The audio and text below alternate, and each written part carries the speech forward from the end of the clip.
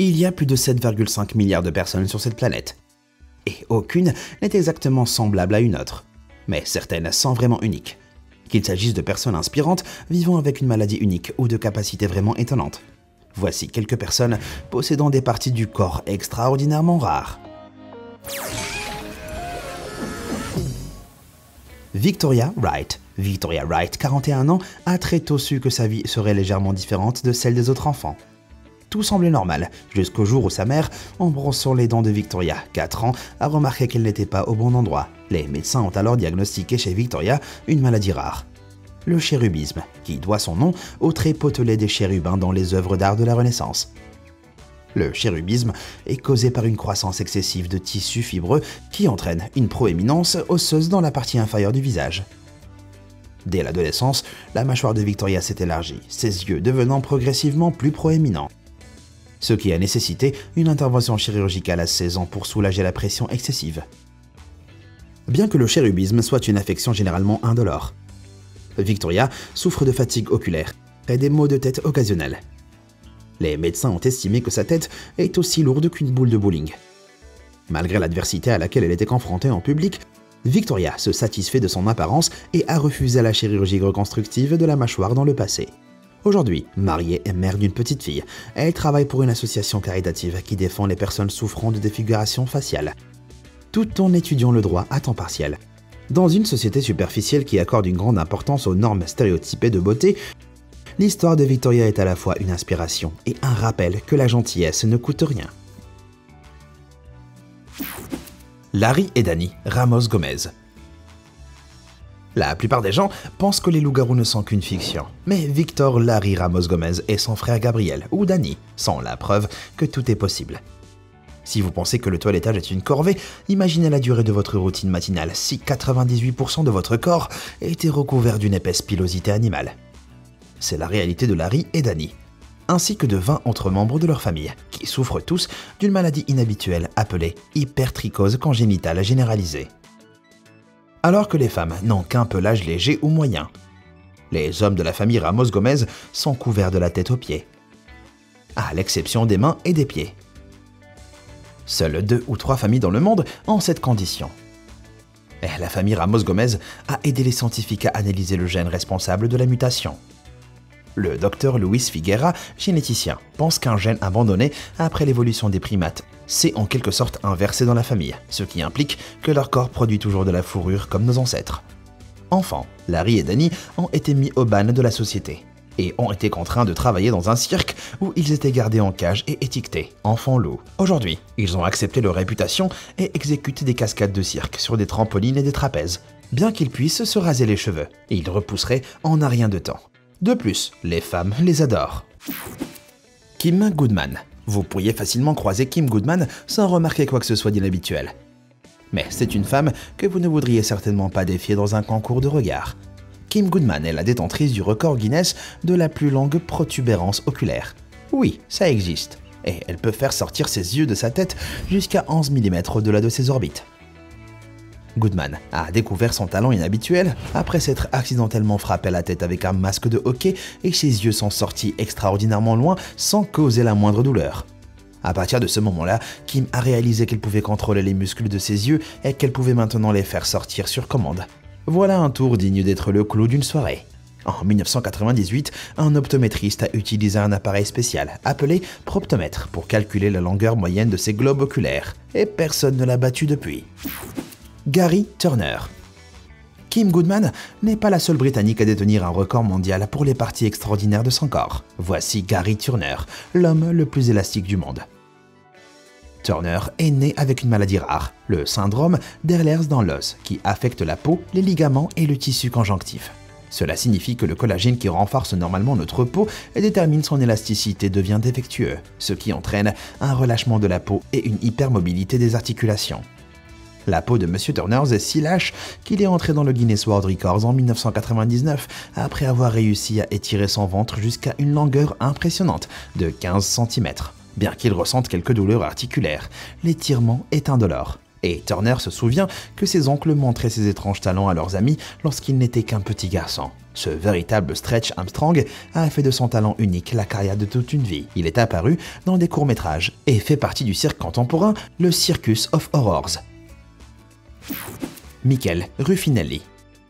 Les critères de beauté féminine sont en constante évolution, et ces dernières années, on a délaissé les silhouettes cintrées de l'ère victorienne au profit de courbes plus généreuses et d'un cadre mince et épais.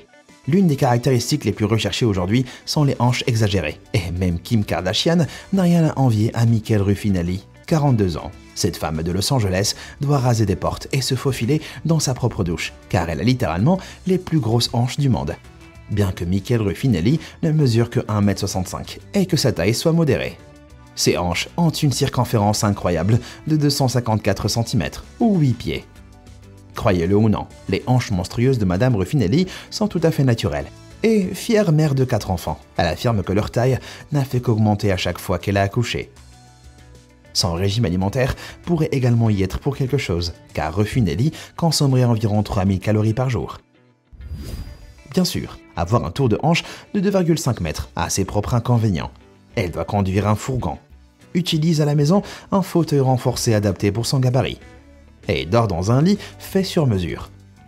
En revanche, on ne sait pas combien de sièges elle doit réserver dans un avion. Une chose est sûre, son mari depuis 10 ans l'aime comme elle est, et il est fier de dire qu'il détient un permis pour travailler avec des équipements lourds.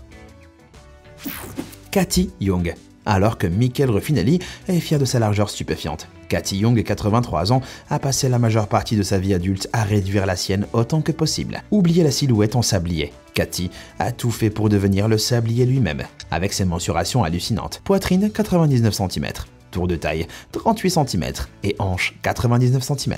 Tout a commencé avant son mariage, en 1959, lorsque son mari Bob a demandé à Cathy de porter un véritable corset à lacets mesurant 56 cm.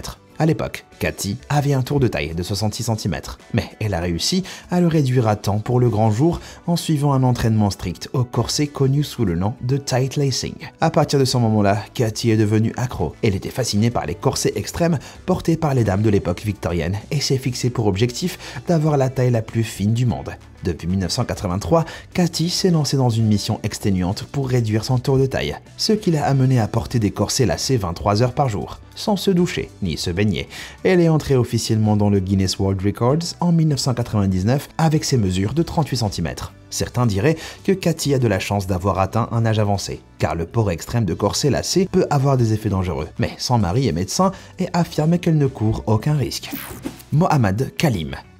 Dans un petit village pauvre de l'état de Jharkhand, dans l'est de l'Inde, vit un garçon dont les traits ne ressemblent à rien de ce que vous avez vu auparavant. Mohammad Kalim est né avec des bras et des mains inhabituellement grands, qui ont continué à grandir jusqu'à atteindre une longueur stupéfiante de 33 cm du poignet au bout des doigts. À un moment donné, on dit que ses mains pesaient à elles seules 13 kg. Les villageois superstitieux l'ont impitoyablement qualifié d'enfant du diable, et l'école locale a refusé de l'admettre au cas où il effraierait les autres enfants.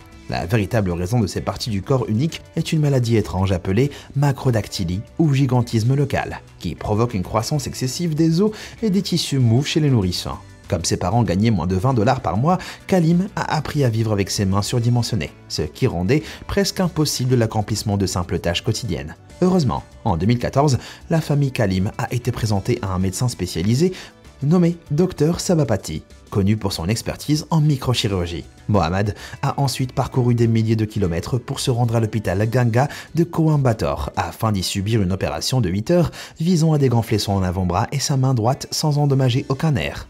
Les progrès de la médecine se poursuivant chaque jour, la famille de Kalim espère maintenant qu'il pourra un jour mener une vie normale. Mandy Sellers.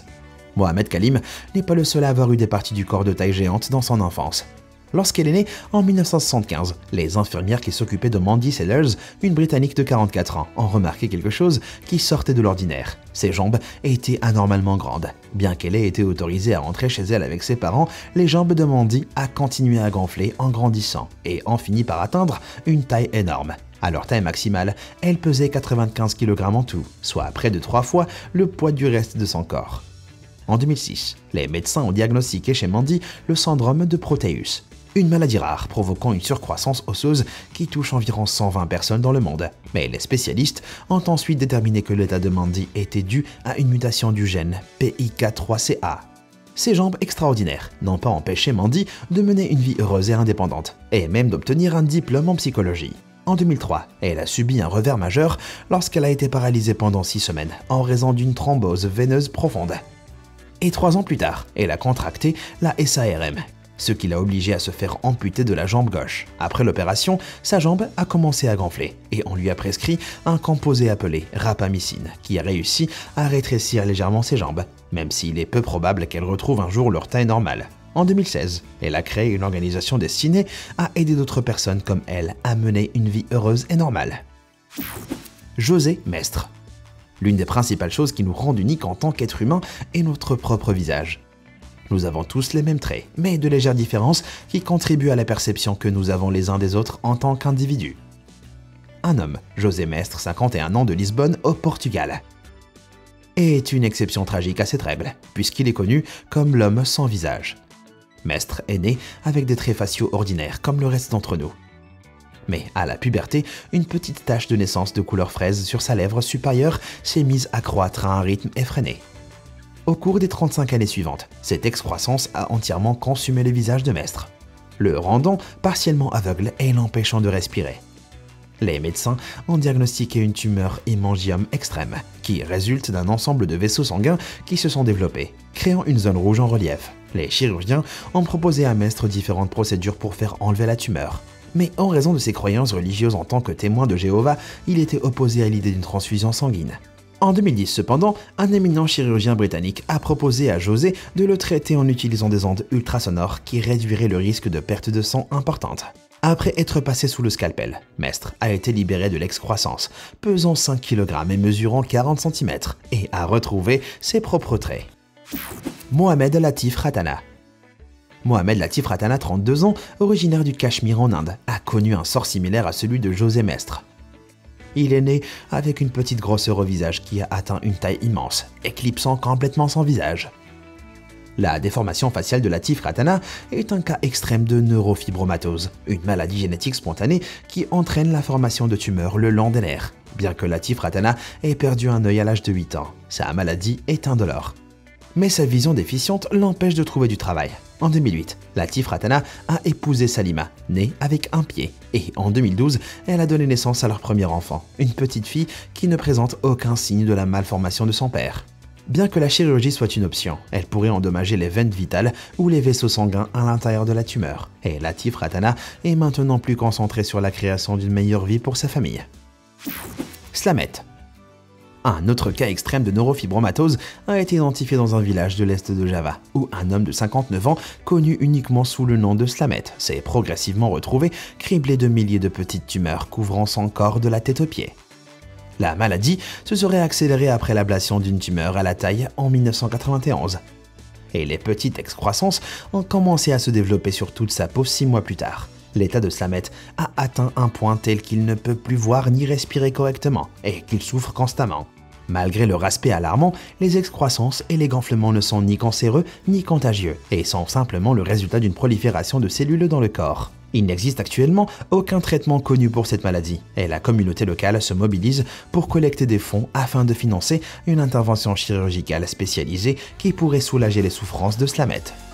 Alors, aviez-vous la moindre idée de l'existence de ces personnes extraordinairement rares et laquelle vous est le plus inspiré ou choqué? Faites-le moi savoir dans les commentaires ci-dessous. Merci d'avoir regardé et comme toujours, à bientôt.